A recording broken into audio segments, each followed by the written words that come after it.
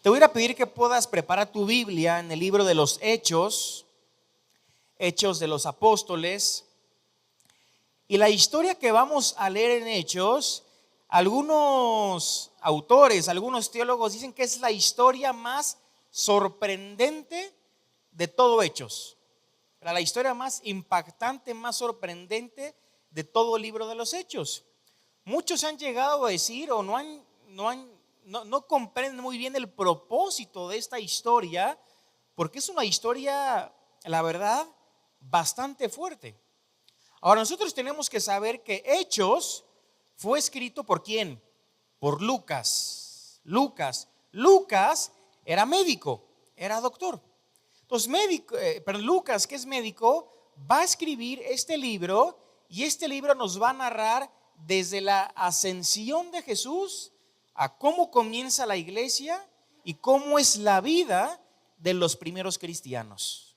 Si nos vamos al capítulo 1, nos vamos a dar cuenta, no lo busquen, no lo vamos a leer ni un versículo ahí, pero ahí en Hechos capítulo 1 nos vamos a dar cuenta cómo estaba Jesús a punto de ascender con el Padre, pero Hechos 1 dice que estuvo por 40 días apareciéndoseles a muchos de sus apóstoles, a muchos de sus discípulos, a muchos de sus seguidores. Y Jesús, antes de ascender, le va a dar una instrucción muy clara a sus discípulos, y esa instrucción consistía en: quédense en Jerusalén. Quédense en Jerusalén hasta que venga el Espíritu Santo. Era hasta que venga el Espíritu Santo. Una vez que el Espíritu Santo descendiera, ahora sí Jesús en Hechos 1:8 les dijo: para que sean testigos, Jerusalén, Samaria, Judea y hasta lo último de la tierra. Pero ellos tenían que quedarse en Jerusalén hasta esperar la llegada del Espíritu Santo. ¿Cuándo se cumple esto? En Hechos capítulo 2. En Hechos capítulo 2. ¿Y en qué momento se cumple? Dice Hechos capítulo 2, en el día de Pentecostés. El día de Pentecostés. ¿Qué es el día de Pentecostés?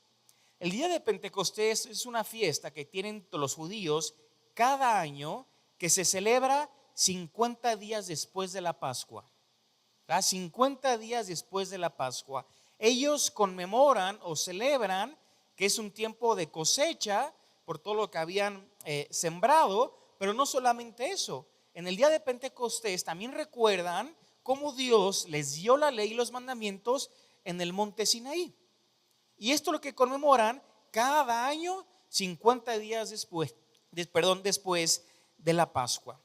Y fue justamente en este día de Pentecostés donde se cumple la promesa que Jesús les había dado, y el Espíritu Santo desciende. Y empezamos a ver milagros, empezamos a ver señales poderosas, empezamos a ver a los cristianos que empezaron a hablar en distintos lenguajes que ellos antes no hablaban, y comienza la predicación del evangelio, primeramente a los judíos, a los gentiles. La iglesia comienza a crecer, y así comienza el libro de los Hechos. Entonces en Hechos capítulo 2 comienza la iglesia. Comienza la iglesia. De hecho, acompáñame a Hechos 2.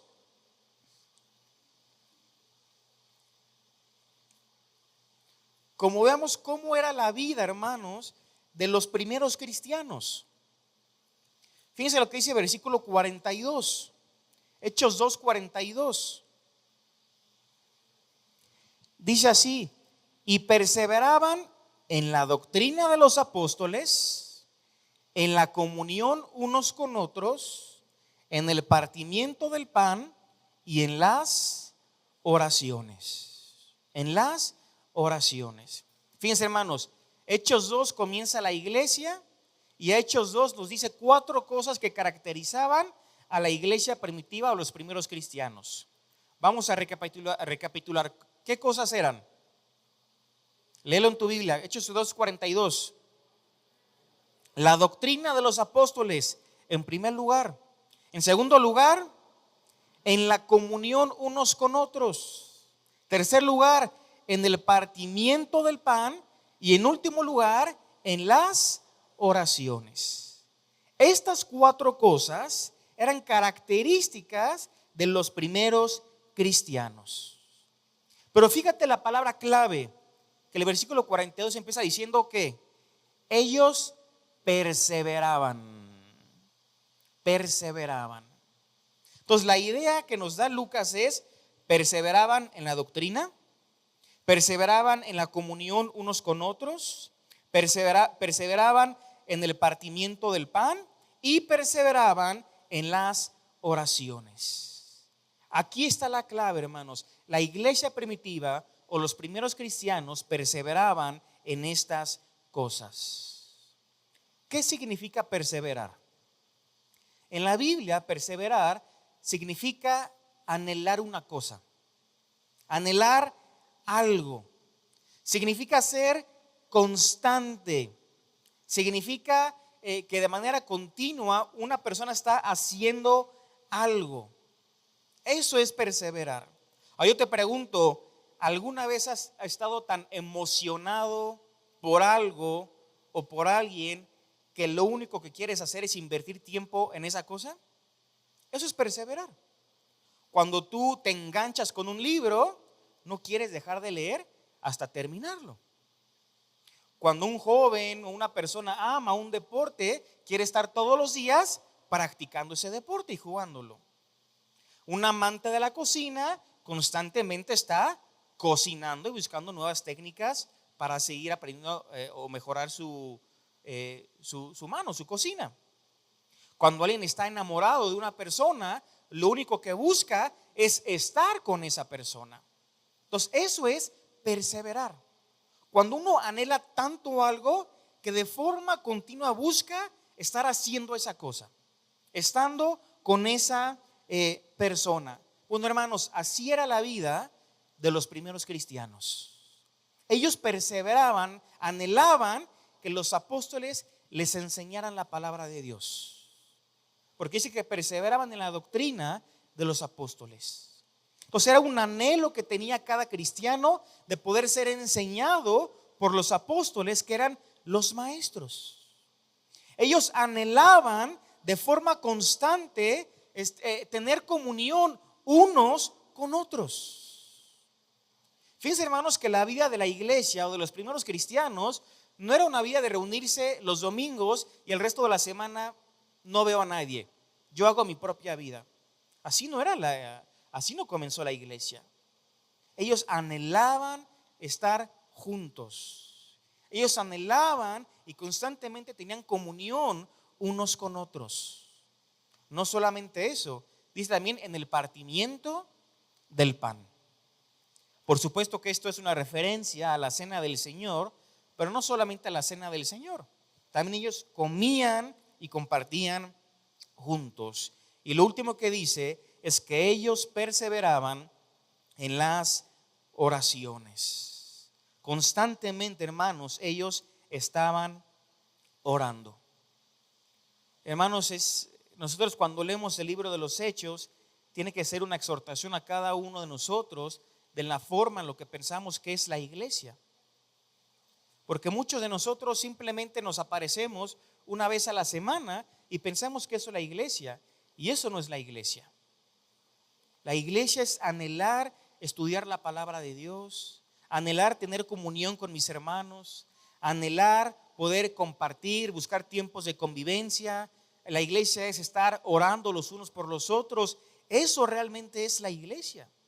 No es venir un domingo, sentarme 1 hora y media, irme a mi casa y el resto de la semana me olvido de todos mis hermanos en Cristo.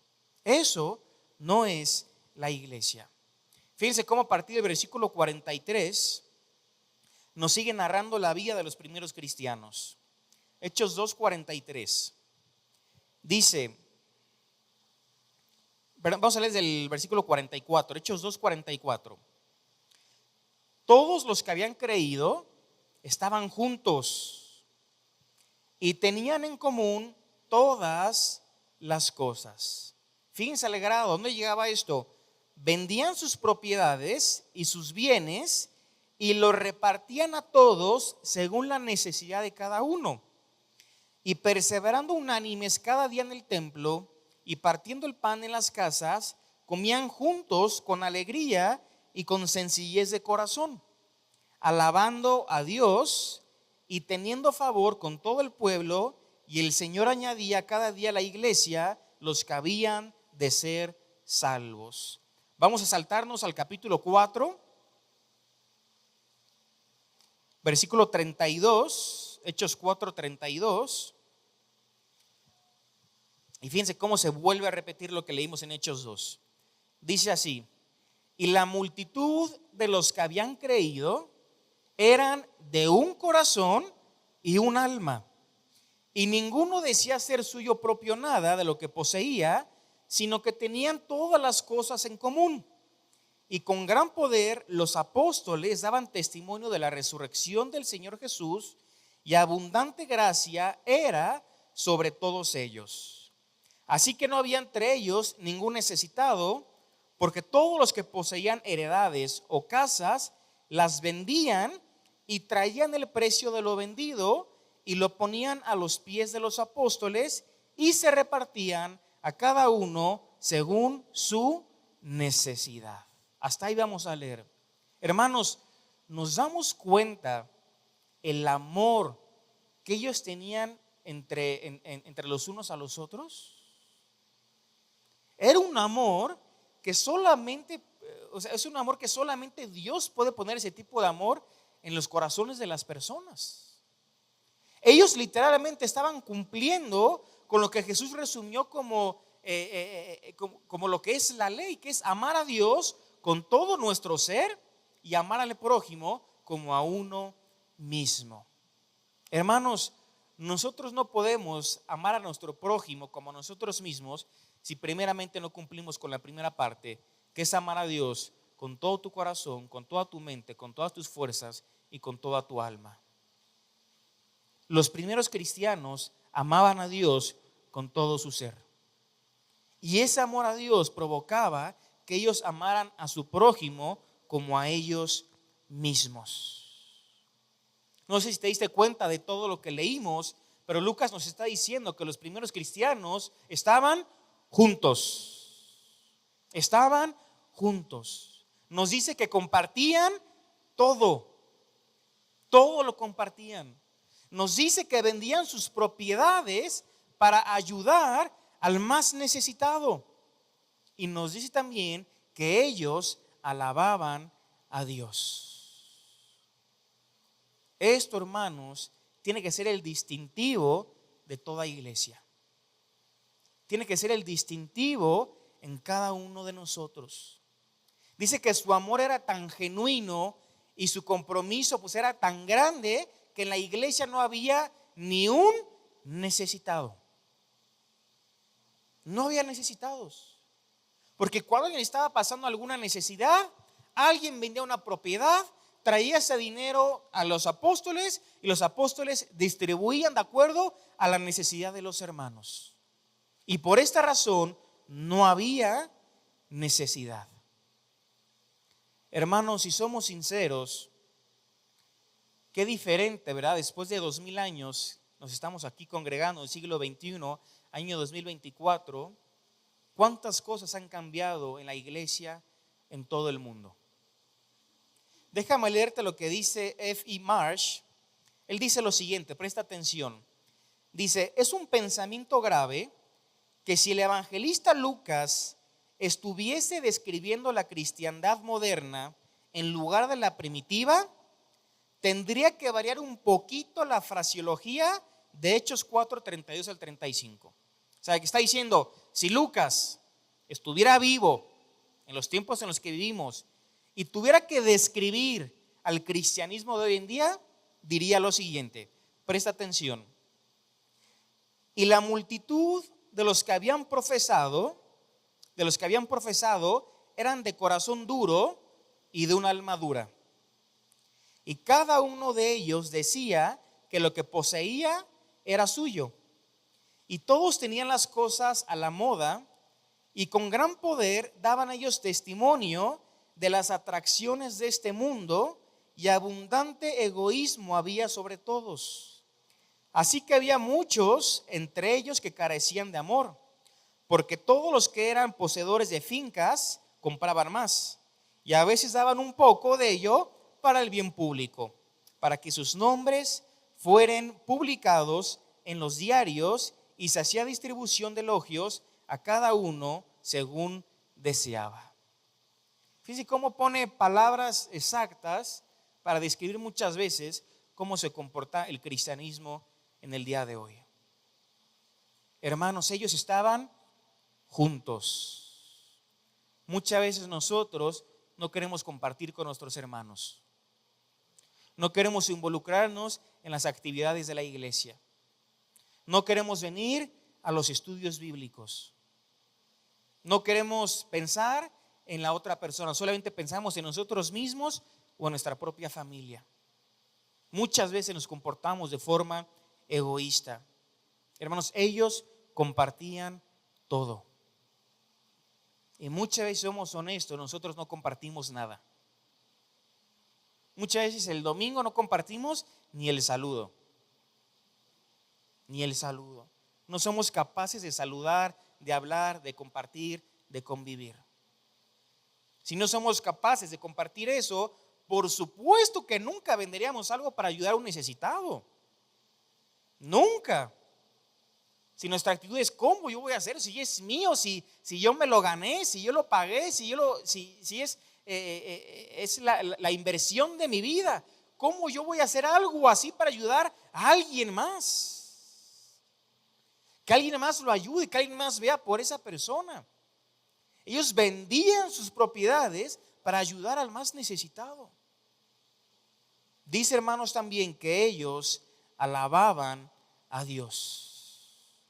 Y dice que todo esto lo hacían con sencillez de corazón y con alegría. Todo esto era el distintivo de los primeros cristianos, de la iglesia primitiva. Pero llegamos a Hechos capítulo 5. Y ahí sí quiero que hablas tu Biblia. Y en Hechos capítulo 5, hermanos, se nos narra la historia de un matrimonio llamado Ananías y Zafira. Déjame decirte que la historia que estamos a punto de leer es una de las historias más impactantes de todo el libro de los Hechos. Ahora, esta historia es tan importante porque es la primera manifestación de pecado dentro de la iglesia. O sea, la iglesia comenzó en Hechos 2, pero en Hechos 2 hasta Hechos 5 pareciera que todo va de maravilla.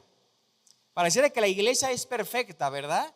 Pero en Hechos 5 se nos narra la primera manifestación de pecado.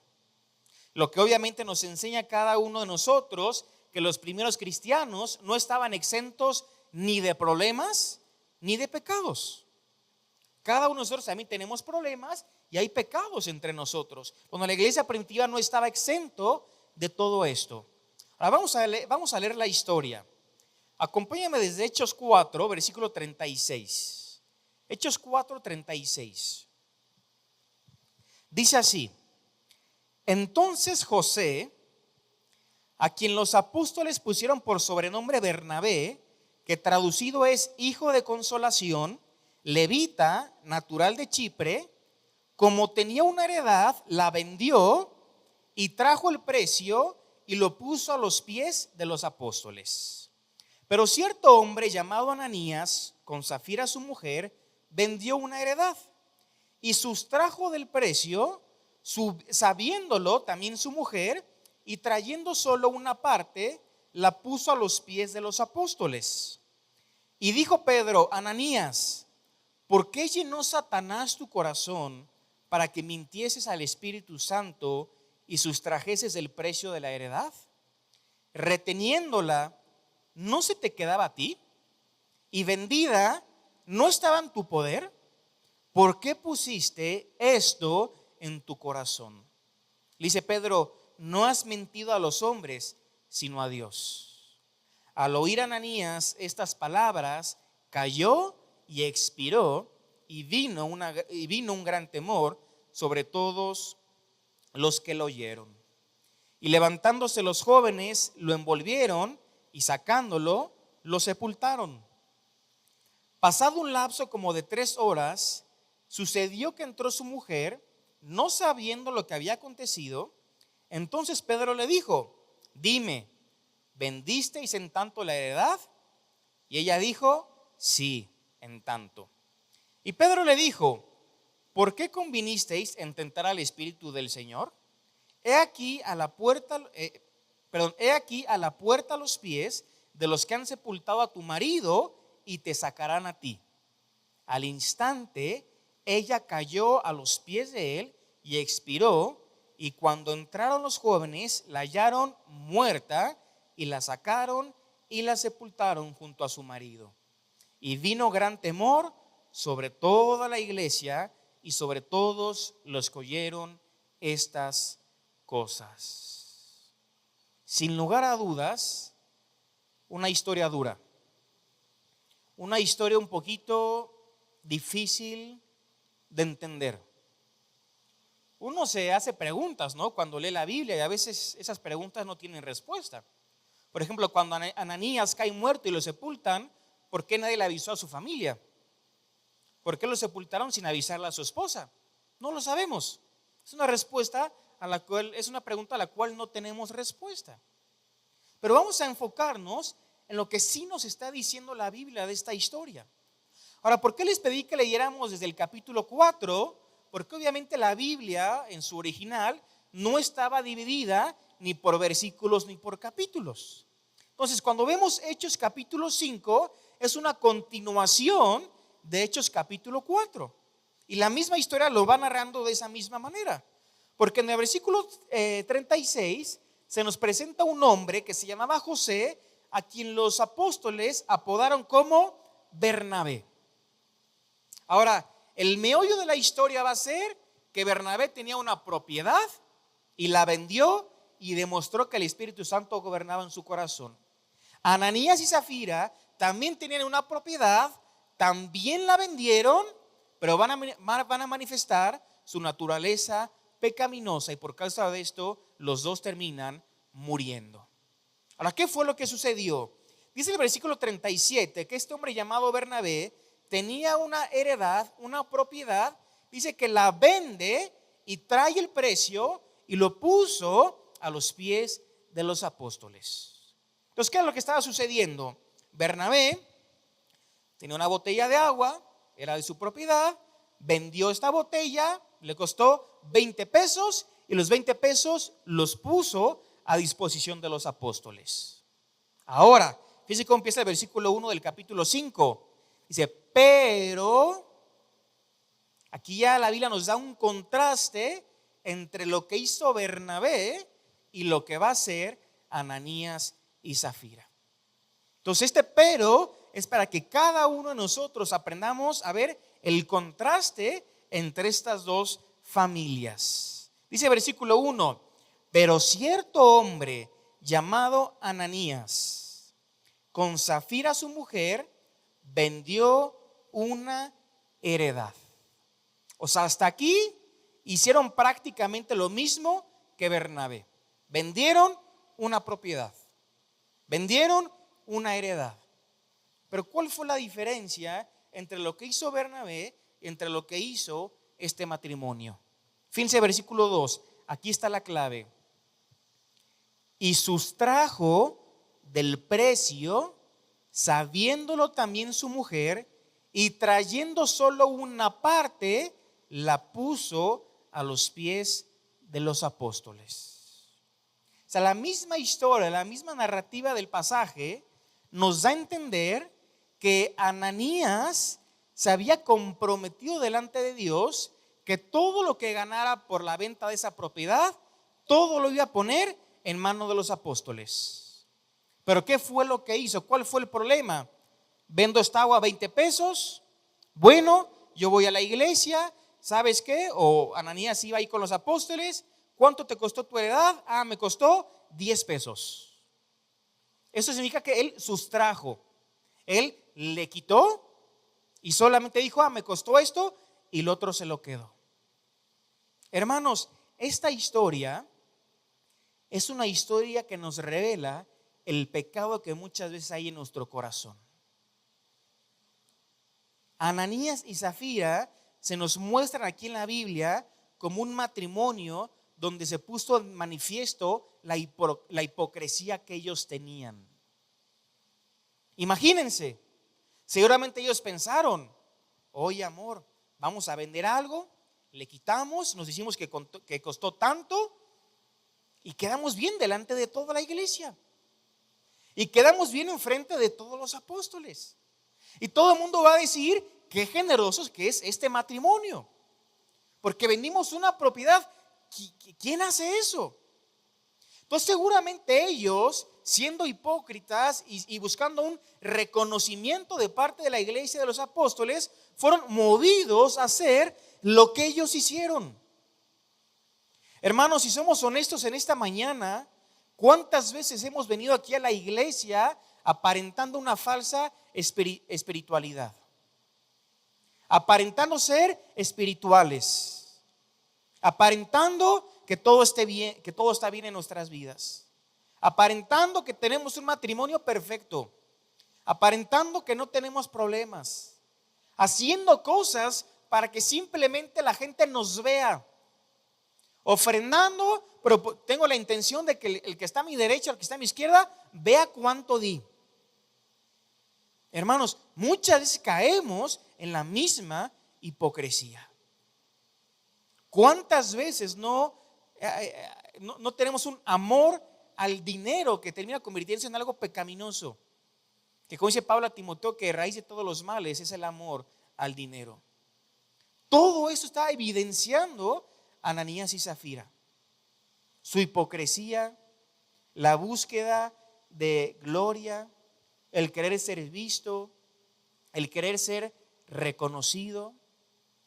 ¿Te das cuenta hasta dónde puede llevarnos nuestro pecado? Hermanos, ellos, su pecado, fíjense a todo lo que los llevó. Su pecado los llevó al hecho de vender una propiedad. Imagínense todo lo que eso conlleva, ofrecerla, venderla, tal. Vender una propiedad y ir con los apóstoles y querer engañarlos dándole lo que realmente no les había, lo que no les habían dado por la venta de esa propiedad. O sea, hubo toda una planeación en su pecado. Y muchas veces el pecado es así también con cada uno de nosotros.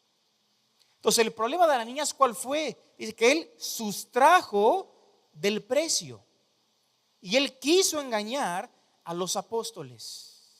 Fíjense qué fue lo que le dijo Pedro en el versículo 3. Y dijo Pedro: Ananías, ¿por qué llenó Satanás tu corazón para que mintieses al Espíritu Santo y sustrajeses del precio de la heredad? Hermano, esta es una pregunta muy dura, muy dura.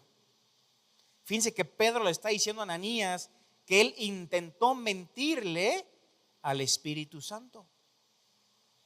Y el Espíritu Santo es parte de la Trinidad. Y si el Espíritu Santo es parte de la Trinidad, significa que el Espíritu Santo es Dios. Entonces, ¿qué está diciendo Pedro? Que Ananías estaba intentando mentirle a Dios. Mentirle a Dios. Lo que Pedro está diciendo a Ananías es: Ananías, ¿por qué permitiste, por qué dejaste que Satanás llenara tu corazón? ¿Saben qué es lo que estaba pasando, hermanos? Que Ananías estaba siendo influenciado por Satanás. Por Satanás. Así como cuando la serpiente en Génesis engaña a Eva y engaña a Adán, diciéndole que si ellos comían del fruto iban a ser como Dios y que esto era algo que Dios no quería. De la misma manera, hermanos, Satanás terminó influenciando la vida de este matrimonio para que ellos intentaran mentirle a Dios.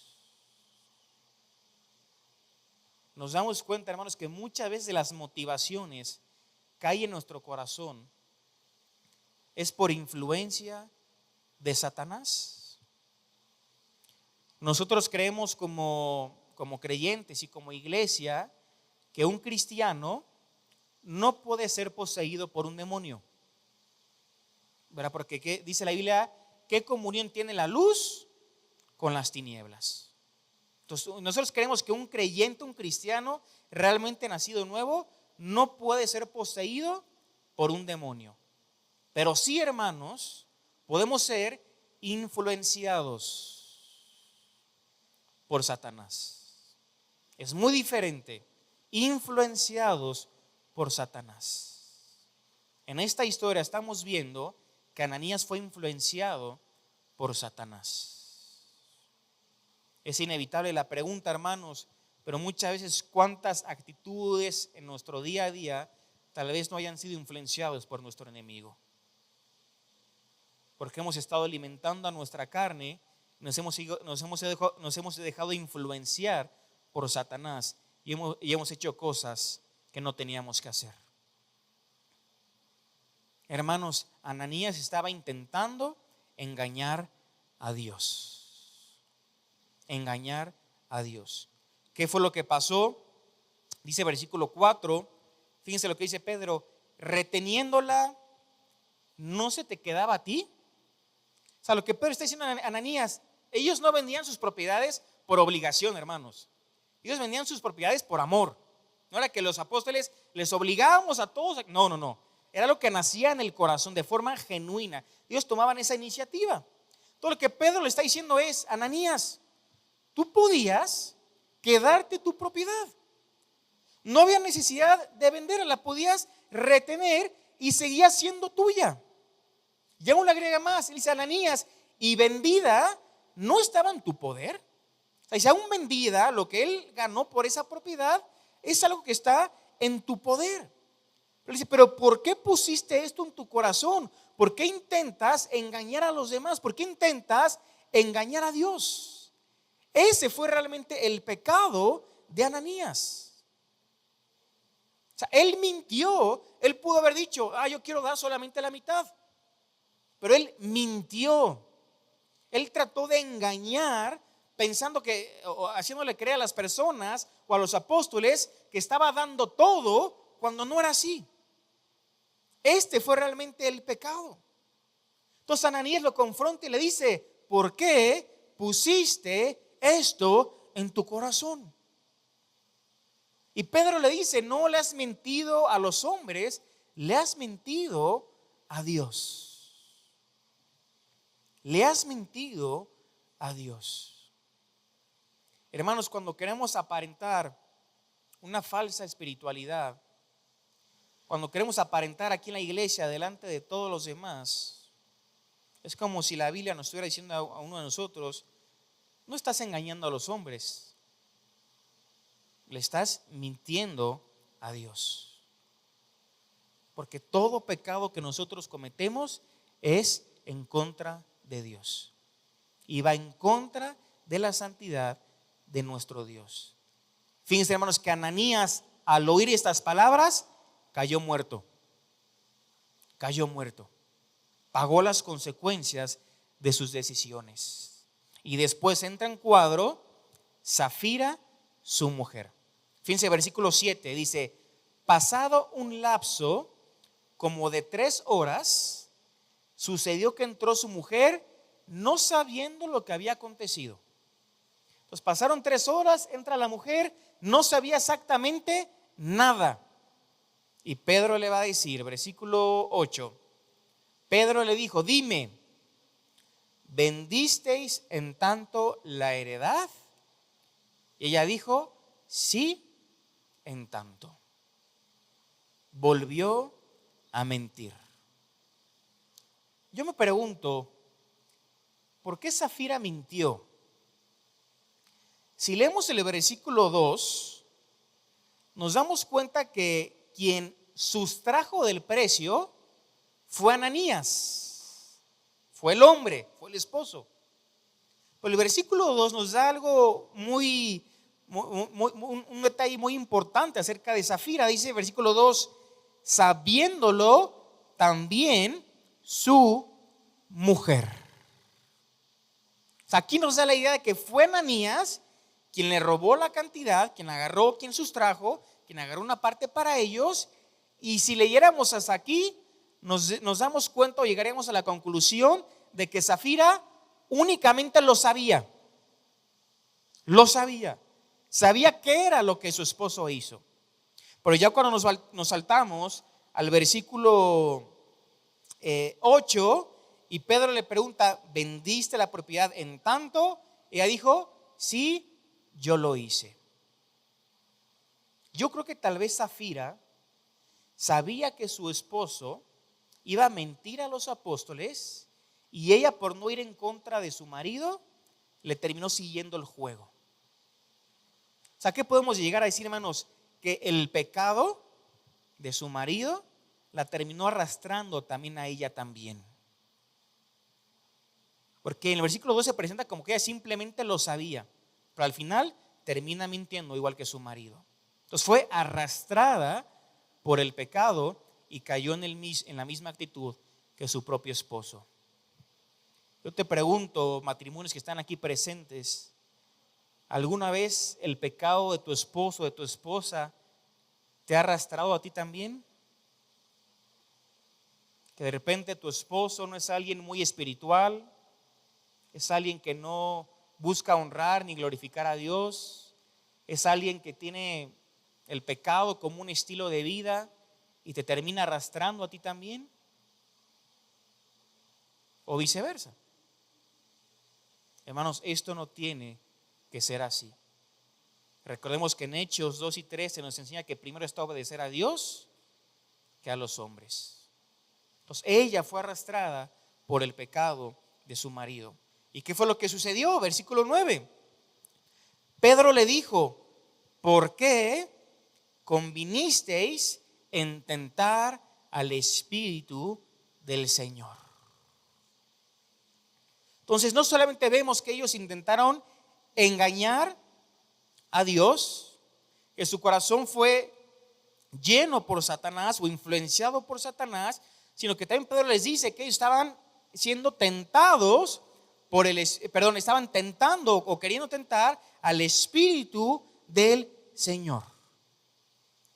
Y es cuando Zafira se entera de que su esposo había muerto y le dice Pedro, así como le sucedió a tu esposo, te sucederá a ti también. Y en ese instante cayó y murió. Hermanos, ¿no te parece cuando leemos esto como que fueron consecuencias muy grandes? Muchos de nosotros tal vez en este mismo momento tendríamos que caer muertos también. Pero ¿por qué vemos la severidad en el castigo de parte de Dios hacia Ananías y Zafira? Recordemos que la iglesia estaba comenzando, estaba iniciando. Entonces esta historia es la primera manifestación de pecado dentro de la iglesia. O sea, fíjense cuál fue la reacción cuando la iglesia vio lo que había pasado con este matrimonio. Fíjense que dice versículo 11. Y vino gran temor sobre toda la iglesia y sobre todos los que oyeron estas cosas. O sea, de alguna manera lo que sucedió con Ananías y con Zafira fue un acto de misericordia. ¿Hacia quién? Hacia el resto de la iglesia. Porque el resto de la iglesia, al ver lo que le había sucedido a ellos, iban a tener temor a no vivir una cristiandad como si fuera un juego, a no querer estar jugando con el pecado, a no querer estar intentando engañar a Dios, a no dejarse ser influenciado por Satanás, a no estar tentando a Dios.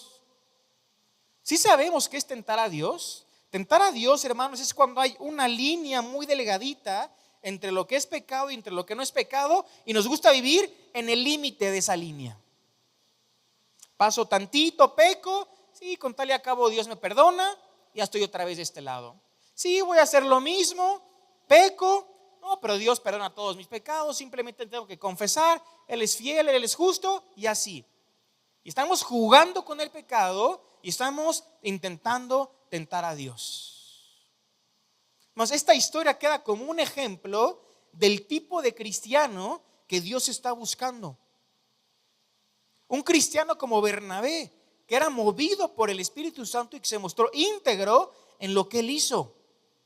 Sí, sabemos que Dios no está buscando perfección en nosotros, porque no somos perfectos, tenemos una naturaleza caída.